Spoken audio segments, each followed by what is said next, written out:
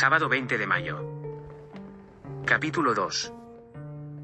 El cielo había amanecido grisáceo con unas nubes amenazantes, que provocaban en Laura un estado de ánimo acorde con la fecha en la que nos encontrábamos. Hoy era el día del aniversario de la muerte de sus padres. La visita al cementerio era obligada, y el día parecía haberse puesto en sintonía con su estado interior. La tristeza la embargaba por completo, al recordar que un fatídico día como hoy, hacía 2 años, el accidente de tráfico se llevó a las únicas personas que le quedaban en este mundo. Había perdido a Annie meses antes en aquella pesadilla, en que se convirtió ese viaje a lo más recóndito del infierno, y que desató uno de los días más tenebrosos de toda su existencia. Por si fuera poco, cuando volvió fue acusada injustamente por las autoridades de la desaparición de su hermana mayor. La historia que le proporcionó a la policía de todo lo acontecido en ese pueblo maldito, solo hizo que la viesen como una trastornada. Alguien con una mente desequilibrada, que había inventado una surrealista historia para justificar una muerte accidental o provocada. Durante más de una semana se buscó el cuerpo de Annie por la zona. Estaban convencidos de que la encontrarían en algún barranco, o incluso bajo tierra. Y encontraron uno, aunque no era el de ella. Esta era más joven y llevaría 1 año allí enterrada. Estaba en fase de postputrefacción y esqueletización. Las muestras de ADN determinaron que era el de una chica desaparecida 1 año atrás. Alguien que había desaparecido en una zona de acampada muy cerca de allí. También obtuvieron las pruebas que fueron determinantes para identificar a su asesino. Lo curioso es que este también estaba ausente desde hacía algún tiempo y de momento no habían dado con él. Lo más extraño de todo era que en el sitio que Laura les indicó donde había estado ese pueblo, que luego se evaporó entre esas luces verdosas, según ella, encontraron un vehículo matriculado a su nombre. Laura les había informado que era del psicópata que las había seguido hasta allí con intención de matarlas, y que luego habían torturado y asesinado en ese poblado siniestro, a cargo de los lugareños. No pudieron explicar esa asombrosa coincidencia, pero la historia en ese punto cuadraba a la perfección. Por todo ello, no pudieron acusarla formalmente por la desaparición de Annie. Unos meses más tarde, el accidente de tráfico que mató a sus progenitores, la hizo derrumbarse definitivamente y terminó ingresando en una clínica estatal de salud mental. Allí permaneció un tiempo y mediante las terapias del Dr. Ramos y las visitas de Roberto Minda, consiguieron poco a poco sacarla de este estado tenebroso en el que había caído sin remisión. Ahora habían pasado 2 años de todo aquello y empezaba a ver la luz. Aunque hoy no era el día ideal para seguir avanzando en esa deseada recuperación. El taxi la dejó justo en la puerta del cementerio. Laura era rubia, ahora llevaba el cabello corto. La melena que le había llegado a la cintura en otro tiempo más amable había desaparecido. Era una chica muy atractiva, pero ya no tenía esas facciones angelicales en su rostro como hacía unos años. Ahora tenía la mirada demacrada por los daños que la vida le había proporcionado. Incluso su carácter era totalmente distinto.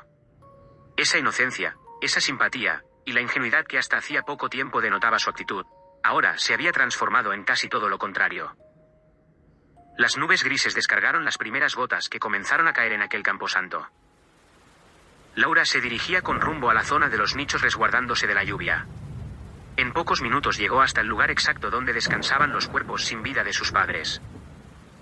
Justo delante había un banco de piedra, se sentó allí bajo su paraguas negro, al mismo tiempo que 2 lágrimas brotaron de sus ojos. En su mente, revivió fragmentos de su vida junto a ellos, y que ya no podría disfrutar nunca más. Ese maldito coche conducido por un borracho se había encargado de ello. Sobre las 2 horas abandonó el cementerio para dirigirse al encuentro de su amigo Mateo. Este era una especie de novio, aunque mantenían una relación abierta, así evitaba el compromiso que desde hacía un tiempo rehuía por todos los medios. El pánico por aferrarse a alguien la invadía por completo. Sin embargo, Mateo estaba en el lado opuesto a ese pensamiento. Profundamente enamorado de ella, su pasión era tal que asumía ese estado en el que estaba sumida su relación. Una frustración que no tenía más remedio que soportar si quería tenerla a su lado. Confiaba en que poco a poco fuera curando sus heridas, que fuera pasando página, pero los sucesos tan traumáticos por lo que había pasado, aún perdurarían seguidamente un largo periodo de tiempo. Habían quedado para comer en el centro de la ciudad. Así que cogió un taxi de nuevo para dirigirse al encuentro del muchacho. En menos de 10 minutos la dejó muy cerca del lugar elegido para el almuerzo. Era un establecimiento de esos que ponían menú del día y frecuentado por trabajadores. Un restaurante barato pero que tenía fama de tener una comida excelente. El local estaba repleto cuando Laura llegó. Mateo la esperaba sentado en una de las mesas cerca de una de las ventanas que daba a la calle, por ello la vio llegar. Laura entró y tomó asiento junto a él, antes se quitó el impermeable que llevaba, dejándolo en el respaldo de la silla. «Hola, Mati». Le saludó llamándole con el diminutivo con el que solía hacerlo. «¿Cómo estás?», dijo este obsequiándola con un beso en la mejilla. «Bueno, ya sabes. Es un día triste para mí», le informó mientras se acomodaba en la silla. Mateo era un muchacho de 25 años. Se dedicaba al negocio de la seguridad. Era vigilante en una empresa nacional dedicada a este gremio. Tenía una estatura de 1,70 y tenía un peso de 81 kilos. Disfrutaba de un cuerpo fornido de trabajarlo en el gimnasio. El cabello lo llevaba muy corto, al estilo militar, y era color castaño haciendo juego con sus ojos. El muchacho le sirvió un poco de agua en un vaso, mientras esperaban a que el camarero viniese a apuntar la comanda de lo que iban a comer. Mientras lo hacían, Mateo siguió conversando con ella. «Debería haber ido contigo a ver a tus padres». «Gracias, pero tenía que ir sola». «No te ofendas», dijo ella. «No, tranquila, no lo hago». Por cierto, hizo un pequeño inciso cambiando de tema radicalmente. «Anoche estuve viendo ese programa, donde sale tu amigo y hablaron de ti». «Sí, lo estuve viendo un rato», le confirmó Laura poniendo un gesto de contrariedad. «El programa, de ese gilipollas de Marcelo Sanz», profirió. «No te cae bien el tipo, ¿no?». Se ríe de los invitados con esa sarcástica manera de hablarles. «Es un gilipollas», le reiteró. «Tu amigo Roberto Minda te defendió bien. Desde luego este tipo no cree nada de lo que te pasó». «Me importa un bledo que me crea o no. Esta mañana cuando estaba en el cementerio, me ha llamado una redactora de su programa, para que vaya este viernes. Esa gente no acepta un no por respuesta», dijo Laura que acto seguido bebió un sorbo de agua. «Entonces, ¿vas a ir?», le preguntó Mateo con cara de circunstancia. «Por supuesto que no», dijo de forma tajante. «Como has dicho que no aceptan un no, creía que te habían convencido», dijo Mati, que añadió. «Pienso que deberías ir, de esa forma podrías contar tu historia delante de millones de televidentes, y podrían mirarte directamente a los ojos mientras relatas todo». «Ya he contado la historia en el libro», espetó ella. «No es lo mismo». En ese preciso instante que lo decía llegaba el camarero interrumpiendo la conversación. En una de sus manos llevaba una libreta para apuntar la comanda de la pareja. «Buenas tardes, amigos. ¿Qué le ponemos de beber a la señorita?», dijo este con tono entusiasta. «Agua, por favor», contestó Laura. «Y comeremos el menú del día», ordenó Mateo a continuación. «Lo siento, amigos, pero hoy sábado no servimos menú. Solo en días laborables». «Vaya», se lamentó. «¿Qué nos recomienda entonces?». «Pues hoy tenemos un estofado de carne acompañado de patatas, zanahorias y guisantes, riquísimo», le sugirió el camarero. En ese preciso momento en que lo dijo, a Laura se le descompuso todo el cuerpo. Acto seguido, se llevó una de sus manos a la boca, al mismo tiempo que una arcada estuvo a punto de hacerla vomitar allí mismo. Se levantó como por un resorte de la silla, encaminándose a paso ligero con dirección a los baños sin disculparse por ello. El camarero se quedó perplejo ante la reacción de la chica, dejándolo casi sin palabras. «¿He dicho algo inconveniente?», dijo en un tono temeroso. «No se preocupe», le contestó Mateo levantándose de su silla para ir en busca de Laura. Un par de años antes, la pesadilla por la que tuvo que pasar en ese poblado del demonio, se vio obligada a comer carne humana. Ella no lo supo en ese momento, pero aquellos caníbales intemporales se comían a la gente que visitaba el pueblo. El estofado de carne con patatas, zanahorias y guisantes era el plato estrella de aquella siniestra localidad, y le habían obligado a comerse un cuenco perteneciente al cuerpo del futbolista desaparecido. Cuando el camarero mencionó su recomendación, las náuseas aparecieron inmediatamente. El recuerdo de aquello la martirizó de tal manera, que revivió el suceso en su mente, incluso recordando el sabor de esa carne tenebrosa. Además, tal como lo oyó, pensó en esos trozos flotando en la salsa y perteneciendo a su hermana Annie. En eso la habrían convertido después de asesinarla, para luego comérsela con esas ansias psicopáticas que mostraban, y que tuvo que sufrir cuando vivió aquel día infernal en Taullines. Unos minutos más tarde salía Laura de los servicios. Llevaba la mirada desencajada por completo. Esto era lo último que necesitaba un día como hoy. Así que se dirigió directamente hacia la calle. Ya no tenía apetito y solo quería salir de allí cuanto antes. Mati la siguió. ¿Estás bien, Laura?, dijo preocupado. No, quiero irme a casa si no te importa, contestó ella con los ojos entumecidos. Está bien, vámonos entonces. No, Mati, hoy quiero estar sola, sentenció. Por Dios, Laura. ¿Cuándo pasarás página de todo esto? Ya hace 2 años de aquello, y todo lo que haces es apartarme de tu vida. Yo te amo, y quiero ayudarte, quiero estar contigo, pero te empeñas en alejarme una y otra vez. Le reprochó Mateo a la salida del establecimiento. Si no quieres respetar mis sentimientos, ya sabes lo que tienes que hacer. Le gritó ella en tono bronco. Además somos amigos. Solo eso. No tienes ningún derecho a reprocharme nada.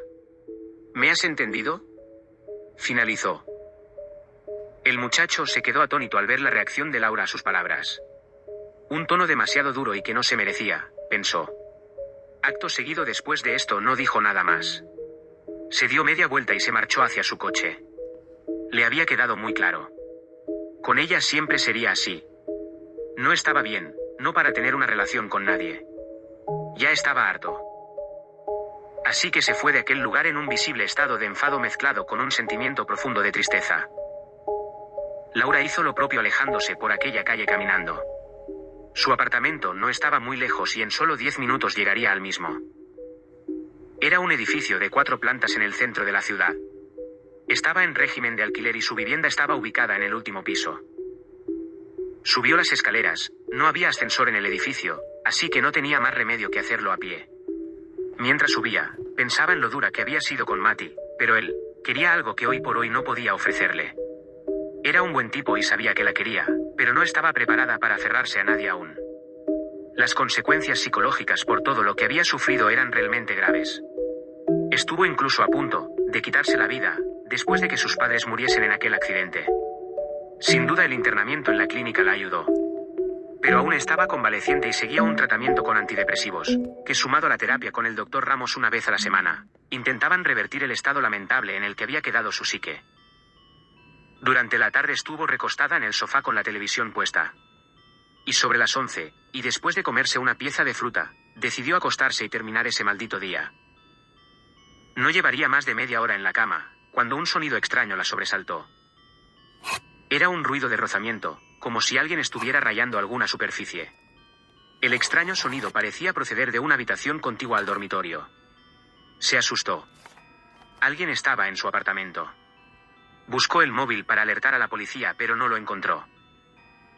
Estaba segura que lo había dejado encima de la mesilla de noche, pero ahora no estaba. Los vellos de sus antebrazos se erizaron. Se armó de valor y salió de aquel cuarto con un nudo en la garganta, dirigiéndose hacia el lugar de donde provenía ese ruido. Una vez en el pasillo, el sonido de rozamiento parecía proceder del salón. Así que se dirigió muy lentamente en silencio hacia él mismo. Antes entró en la cocina para coger un cuchillo de grandes dimensiones por si fuera necesario defenderse. El salón estaba inmediatamente enfrente. La puerta estaba cerrada. Ella nunca lo hacía. Estaba segura que había alguien en la casa. Puso su mano en el picaporte y la abrió muy lentamente. Esa habitación no era muy grande. A la izquierda se podía ver una televisión plana anclada a la pared. Frente a esta, había un sofá de 3 plazas junto a otro más pequeño que se disponía con respecto al primero de forma transversal. Delante justo de la puerta, al otro extremo de la sala, había un balcón que daba a la calle. Tenía una cortina estampada de flores con un visillo blanco. En el lado derecho, tal como se entraba, había un escritorio amplio, donde Laura tenía el portátil. En ese lugar había escrito su historia en el libro La tercera noche. El sonido provenía de ese lugar. Había una sombra allí sentada y estaba marcando con una pequeña navaja la madera de la mesa. Encendió la luz para ver con claridad de quién se trataba, al mismo tiempo que levantaba la mano en la que llevaba el cuchillo. Al hacerlo, la sombra desapareció, no había nadie detrás de esa mesa. Volvió a apagar la luz, y de nuevo, allí estaba la persona sentada. Continuaba marcando la madera con la navaja. Era una imagen siniestra que hizo que un escalofrío recorriera su espina dorsal. Avanzó lentamente hacia el escritorio con la mano extendida sosteniendo el cuchillo. Se quedó totalmente petrificada al ver de quién se trataba. Era Annie, su hermana muerta hacía 2 años en ese pueblo del demonio. ¿Cómo era posible? Pero era ella. Esta seguía arañando la madera con la navaja. Al acercarse un poco más, pudo leer: Annie estuvo aquí. Annie, ¿eres tú de verdad?, exclamó totalmente sorprendida por la visión que tenía delante. No contestó, parecía como si no pudiera oírla. Esta seguía haciendo aquella marca, la repasaba por encima una y otra vez. Annie, gritó llamando a su atención. Volvió hacia el interruptor, quería verla con más claridad, pero al accionarlo desapareció otra vez. No había nadie detrás de ese escritorio. Cuando la penumbra se hizo dueña de aquella habitación de nuevo, una imagen siniestra la aterrorizó. Estaba tumbada en la mesa atada, y detrás de ella un señor Pons, con mirada psicópata blandiendo entre sus manos tenedor y cuchillo, dispuesto a comerse a su hermana. Laura, no permitas que me coman, gritaba con una expresión de terror en sus ojos. A continuación, se despertó, había sido una pesadilla. Se encontraba en un vagón de tren, pero no recordaba haber subido a uno. ¿Se había quedado dormida en él? Estaba algo desorientada y temblando por la escena siniestra que acababa de experimentar. Miró hacia los lados, estaba sola en ese convoy. Por las ventanas, pasaba en ese instante un campo frutal que se extendía hasta el horizonte, eran naranjos. ¿Qué hacía en aquel lugar? ¿Estaba soñando? Pero si se lo preguntaba, es que no era un sueño. Cuando sueñas nunca sabes que lo haces. Observó de nuevo a su alrededor, no se veía un alma. Acercó su cara a la ventana para mirar afuera. Al volver su vista hacia atrás, vio una imagen apocalíptica que la aterrorizó hasta límites inimaginables. Los cuerpos de 12 o 13 personas yacían muertas por todo ese vagón. Había sangre por todas partes. Algunos estaban degollados en sus asientos, otros en el pasillo del coche con heridas de arma blanca en el pecho. Era una auténtica carnicería. Sintió un terror infinito, no entendía lo que estaba ocurriendo. Una mano la agarró del brazo en ese instante. Soltó un grito por el sobresalto, y al mirar quién la sostenía, estuvo a punto de enloquecer. Era Annie, y no tenía ojos, en su lugar 2 huecos en las cuencas, rebosantes de sangre. Tienes que matarlos, Laura. Tú puedes salvarlos a todos, gritaba. En ese mismo instante se despertó. Estaba en su cama, en el sitio donde recordaba haberse ido a dormir, totalmente empapada en sudor. Su cuerpo temblaba de terror. Había sido una maldita pesadilla, pero tan real, pensó. Se incorporó y encendió la luz. Su móvil estaba en la mesilla. Solo fue un mal sueño para terminar con ese día nefasto y que por fin acababa. Después de algunos minutos para tranquilizarse apagó de nuevo la luz, y en la penumbra de la noche se echó en la cama para intentar dormirse otra vez.